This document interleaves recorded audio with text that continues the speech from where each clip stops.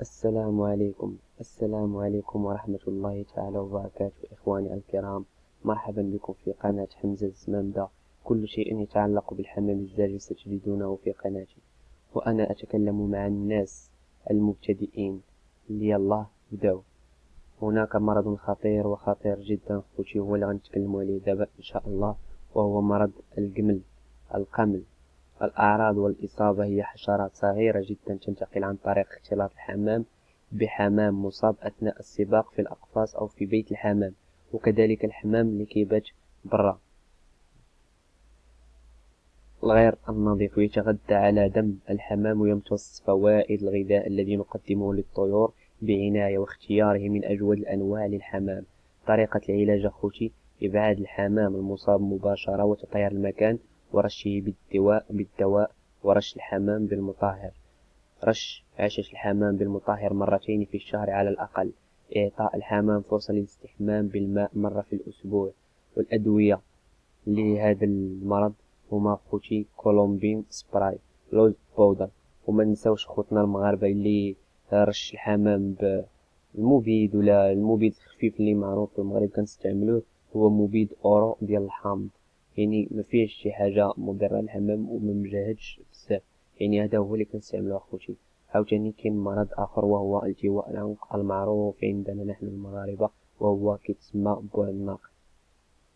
الأعراض ديالو أخوتي هو إسهال مائي مع التواء الرقبة إلى الأسفل وعدم توازن الأعصاب وفقدان الوزن وهزل الجسم. يعني واخا كتوكل الحمام كيبان لك ضعيف، يعني المشكل ماشي في الماكلة، المشكل راه في الحمامة كتكون مريضة.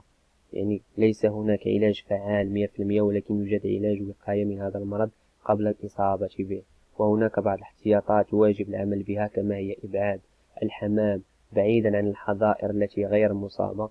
يعني الحمام اللي بصحة جيدة نبعدو عليه الحمام المريض.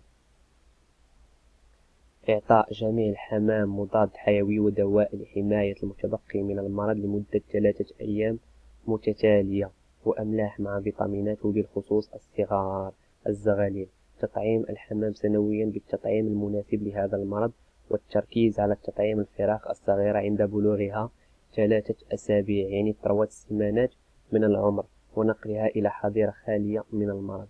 ملاحظة جد هامة خوتي: هناك علاج آخر متداول بين الهواة، وهو أن يبعد الحمام المصاب إلى مكان بعيد عن الحمام الغير مصاب، وينزع الريش من الرقبة من جانب الالتواء، ويطهر المكان بالمطهر مع أخذ إبرة نظيفة مطهرة، وإخراج الدم الفاسد. وبعد انتهاء العملية يوضع مادة مطهرة على الجرح كبيتادين، كالضوء الأحمر، يعني أي حاجة مطهرة. وضروري نعطيو فيتامينات وأملاح بعد الدواء للحمام. ونسبة نجاح هذه العملية معقولة جدا. والأدوية المعروفة لعلاج هذا المرض هي كولومبوفاك، نوبيفاك، هاركافاك. يعني هذا خوتي هما جوج أمراض وطريقة علاجهم. كنتمنىو تشتركوا في القناة ديالي، قناة حمزة الزمامدة، والضغط على لايك إذا أعجبكم الفيديو. وما هي إلا البداية أخوتي، ومازال حلقات إن شاء الله بزاف. ودائما كنقول كنتكلم مع الناس اللي عاد بدات. مرحبا بكم أخوتي، السلام عليكم ورحمة الله تعالى.